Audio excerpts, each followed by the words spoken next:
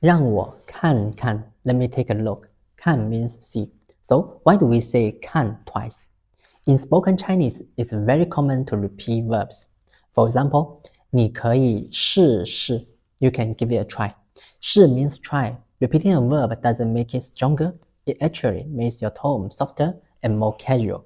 If you say 给我看 Give me a look. It sounds a bit like a command.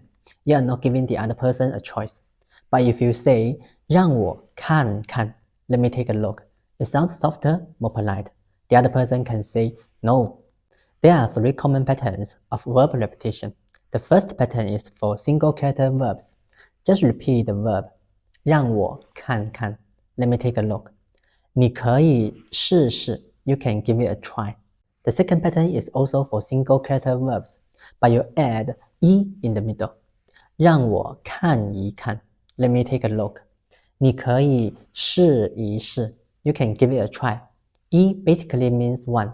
试一试 is like give it a try in English. The third pattern is for two character verbs. You repeat the whole verb. 让我研究研究 I will check it out. 研究 means research, but it doesn't mean serious academic research. Just trying something out. Maybe there will be a result, maybe not. Another common example, 让我考虑考虑 Let me think about it. Use this when you cannot answer at once. In short, repeating verbs in Chinese isn't about emphasis.